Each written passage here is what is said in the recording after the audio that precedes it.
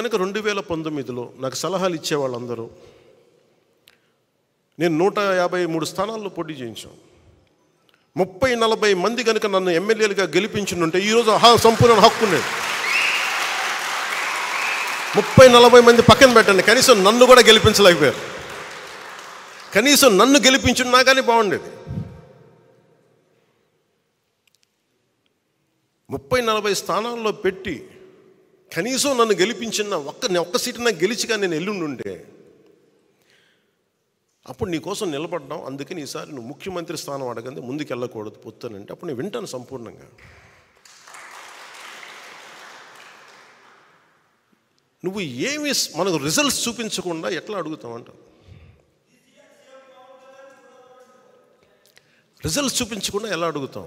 ఈరోజు మన అందరితోటి మర్యాదగా మాట్లాడుతున్నారు, గౌరవిస్తున్నారు కేంద్ర ప్రభుత్వం అంటే 18 లక్షల ఓటు పైచిలుకు మనం సంపాదించగలిగాం మనం పోయిన ఎన్నికల్లో. అది 6% ఓటు. అది మనం ఇంట్లో వాళ్ళు నిలబడితే మన ఇంట్లో వాళ్ళే ఓటేరు. అలాంటి వ్యక్తులు బోల్డంతమంది ఉన్నారు ఇక్కడ. కన్విన్స్ చేయలేం, 1 లక్షల మందిని కల్పించి కన్విన్స్ చేయలేం మీరు నాకు ఓటు వేయండి అని. ఒక విషయం మీద ఆర్గ్యుమెంట్ చెప్పాలి. ఇది ఎందుకు రైటు, ఇది ఎందుకు సరైంది, ఇది ఎందుకు సరైంది కాదని చాలా స్పష్టంగా చెప్పగలిగేంత ఎబిలిటీ ఉండాలి. Convincing ability, debate ability, negotiating ability. నేను దశాబ్దం పాటు నలిగి అవమానాలు పడి పిచ్చి పిచ్చిగా మాట్లాడుతున్నా అన్నీ దేనికి భరిస్తాం? ఇవన్నీ ప్రజలు బాగుండాలి మనకి. ఒకసారి ఒక ఎమోషనల్ గుడ్డిగా నమ్మేస్తాం మనం అందరం. అవన్నీ మారాలి. ఇవన్నీ మనకున్న ఇండివిజువల్గా వెళ్తే ఏం జరిగి ఉండేదంటే ఖచ్చితంగా మనం కొన్ని సీట్లు సాధిస్తాం, అనుమానం లేదు దాంట్లో. ప్రభుత్వంలోకి అడుగు పెడతాం లేదు నాకు తెలియదు.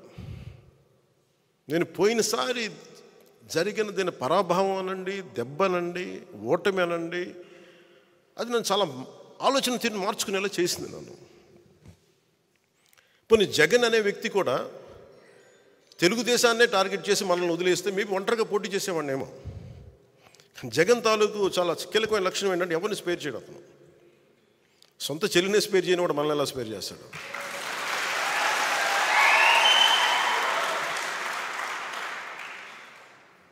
అతనికి ఈ రోజున వైసీపీ నాయకులు కూడా చెప్తున్నారు, ఊరంతా శత్రువులు పెట్టుకున్న వ్యక్తి నాయకత్వంలో పనిచేస్తూ ఉన్నారు, జాగ్రత్త.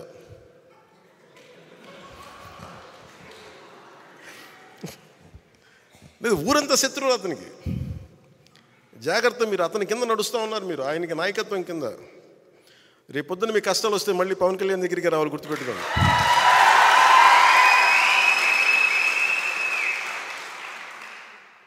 మనస్ఫూర్తిగా మేము అందరినీ ఏదో ఒకలా మేము చూసుకుంటాం బాగా. ఎందుకన్నా చాలా పెద్ద మనసు. ఎందుకు పెద్ద మనసు అంటే కక్ష కారుణ్యాలతోటి కక్షపూరితంగా ఉంటే సమాజం విచ్ఛిన్నం అయిపోతుంది. మొన్న అడుగుతూ ఉన్నారు, మీరు అలా చేశారు ఇలా చేశారు, వాళ్ళు తిట్టారు ఇలా తిట్టారంటే నన్ను తిట్టింది ఎవరయ్యా అని అడిగారు. నన్ను వీధి కుక్క అని తిట్టిన వాళ్ళు కూడా ఉన్నారు. నన్ను అవి ఎందుకు భరించి ముందుకెళ్తాం? నన్ను పచ్చిబూతులు తిట్టిన వాళ్ళు క్షమించడం అనేది మానవ ధర్మం కదా అంటారు. ఉన్నత స్థాయి వ్యక్తిత్వంలో ఎవడైనా సరే క్షమించడం అనేది చాలా గొప్ప గుణం. అది నేను నేర్చుకున్నాను. ఎవరి దగ్గర నుంచి నేర్చుకోవాలో? నెల్సన్ మండేలా దగ్గర నుంచి నేర్చుకున్నాను. చాలాసార్లు మీరు తిట్టిన వాళ్ళతో మాట్లాడతారు, గౌరవిస్తారు, నమస్కారాలు పెడతారంటే నేను ఒకటే చెప్పాను, నెల్సన్ మండేలాని శ్వేత జాతీయులు 2 దశాబ్దాల పాటు జైల్లో పెట్టి, రాబిన్ ఐలాండ్లో జైల్లో పెట్టి, చిన్నపాటి సెల్లో పెడితే అతను విప్లవకారుడు. ఒకప్పుడు జైల్లోకి వెళ్ళిపోయి అతను ఇన్విక్టస్ అనే ఒక పద్యం అదే ఒక ప్రేరణ అయ్యి దాన్ని 5-6 వాక్యాలను చదువుకుంటూ 22 దశాబ్దాలు బతికేసి ప్రతిరోజు అతను అవమానపరిచే శ్వేత జాతీయులు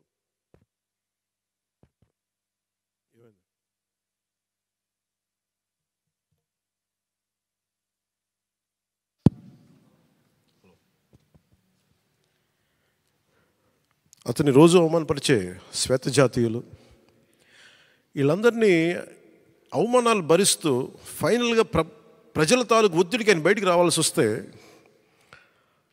ఎవరైతే ఆయన హింసించారో, అవమానం చేశారో, ఆయన మీద మూత్ర విసర్జన చేసిన వాళ్ళని కూడా ఆయన భరించాడు. ఆయన ఏమన్నాడంటే, బయటకు వస్తే తెల్ల జాతీయులందరినీ సమూలంగా ఒక శిరిచ్ఛేదం చేయడానికి అంత మైండ్ సెట్లో ప్రజలు ఉంటే ఆయన అందరినీ ఏమన్నాడు, ఇది రెయిన్బో నేషన్, ఇది అందరం కలిసి ఉండాలి ఈ దేశంలో, జరిగిన తప్పులు జరిగిపోయినాయి, మర్చిపోదాం, పెద్ద మనసుతోటి మనం తీసుకోవాలని చెప్పి శ్వేత జాతీయుల్ని సంపూర్ణంగా అవమానపరిచిన శ్వేత జాతీయుల్ని సంపూర్ణంగా అర్థం చేసుకొని ముందుకు తీసుకెళ్ళిన మహానాయకుడు. అలాంటి మహానాయకుడు అలా ఉన్నప్పుడు నన్ను 10 సార్లు 10 మంది తిట్టుండొచ్చు నన్ను మహా అయితే. ఆ నాయకుడు స్ఫూర్తితోటి నేను పెద్ద మనసుతో వదిలేస్తాను అంతే. దీనికి కారణం ఏంటంటే ప్రజలు బాగుండాలి, కక్షలు పెట్టుకుంటే విధ్వంసం తప్ప నిర్మాణం ఉండదన్న ఒక ఆలోచన సదుద్దేశంతో భరిస్తాను. దాంట్లో భాగంగానే పొత్తులో కూడా ఒక మాట అటు ఒక మాట ఇటు ఉంటుంది. పై స్థాయి నాయకులు మాట్లాడినా కొన్నిసార్లు కింద స్థాయి నియోజకవర్గపు స్థాయి నాయకులు, ఇంకా పంచాయతీ స్థాయి నాయకులు కూడా ఒకసారి కొంచెం ఇబ్బందికరమైన పరిస్థితులు ఉంటాయి. నాయకత్వపు లక్షణాలు పంచాయతీ స్థాయి నుంచి వార్డు స్థాయి ఎవరికి ఉన్నా కానీ దీన్ని అర్థం చేసుకొని పైకి వెళ్ళకపోతే నేను చేసే ప్రయోజనం ఆ ప్రాంతం వరకు నిష్ఫలం అవుతుంది. అందుకని దీంట్లో నేను అందరికీ మాటిస్తున్నాను, ఈ పొత్తుతోనే మనం ప్రభుత్వం తీసుకొస్తున్నాం, జనసేన తెలుగుదేశం ప్రభుత్వాన్ని తీసుకొస్తున్నాం. దీంట్లో కొన్ని ఆటుపోట్లు తప్పవు, భరించాలి. ఒక మాట ఎక్కువ ఉంటుంది, ఒక మాట తక్కువ ఉంటుంది. అల్టిమేట్గా మన అందరికీ కావాల్సింది ప్రజా సంక్షేమం. కామన్ మినిమం ప్రోగ్రాం కింద రాష్ట్ర ప్రయోజనాలకు ఏమేమి చేయాలి, రాష్ట్ర ప్రయోజనాలకి ఏమేమి ఉండాలి, మనకి ప్రజలకు ఎలాంటి కార్యక్రమాలు కావాలి, ఎలాంటి పాలసీలు ఉండాలి, ఎలాంటి భవిష్యత్తు చూపించాలి, కామన్ మినిమం ప్రోగ్రాం కింద వస్తుంది. కామన్ పొలిటికల్ ప్రోగ్రాం కింద లోకల్ బాడీస్ దగ్గర నుంచి, పరిషత్తుల దగ్గర నుంచి, మొత్తం అన్ని విభాగాలు, స్థానిక అన్ని పంచాయతీల దగ్గర నుంచి మొదలుకొని కార్పొరేషన్ల వరకు జనసేన ఖచ్చితంగా 3వ వంతు సీట్లు మనం తీసుకుంటాం. దాంట్లో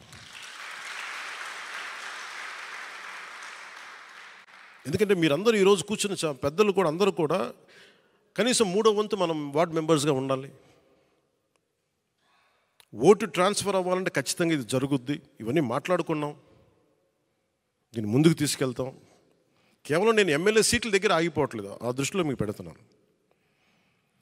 ఎందుకంటే ఒక పార్టీ నిర్మాణం లేదంటే మండల స్థాయి, గ్రామ స్థాయి, పంచాయతీ స్థాయి, వార్డు స్థాయి వరకు నాయకత్వం ఉండాలి ఒక పార్టీకి. ఇది చాలా చక్కటి అవకాశం మనందరం పెంపొందింపు చేసుకోవడానికి. టీడీపీకి మనం కలిస్తే ఏమైపోతుందంటే ఇద్దరం కలిసి నిర్మాణం చేసుకోవచ్చు. వాళ్ళు పునర్నిర్మాణం లేదంటే వాళ్ళకి కొంత ఎక్స్ట్రా బలం తీసుకోవచ్చు, మనం బలమైన నిర్మాణం చేసుకోవచ్చు. ఇది ఇద్దరికీ మంచిది. ఇది భవిష్యత్తు ఏది ఎట్లా ఉన్నప్పటికీ కూడా ఈ క్షణం మనం ఇప్పుడు చేయాల్సింది సంపూర్ణంగా ఒక మాట అటున్నా, ఆటుపోట్లున్నా, ఇటున్నా కానీ మనం కలిసే వెళ్తున్నాం. అలాగే వారు 2 సీట్లు అనౌన్స్ చేశారు కాబట్టి ప్రత్యేక పరిస్థితుల్లో, నేను కూడా ప్రత్యేక పరిస్థితుల్లో ఈ రోజున రిపబ్లిక్ డే రోజున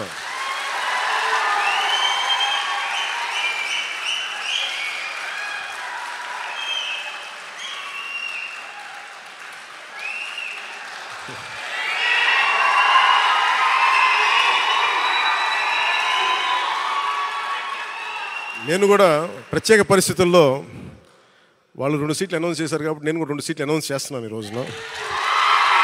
అది పరిస్థితులు అలాంటివి. సో నాకు కూడా ఒత్తిడి ఉంటుంది, చంద్రబాబు గారికి కూడా ఒత్తిడి ఉంటుంది, నాకు కూడా ఒత్తిడి ఉంటుంది. కాబట్టి ఆ ఒత్తిడిని నేను కూడా తట్టుకోవడానికి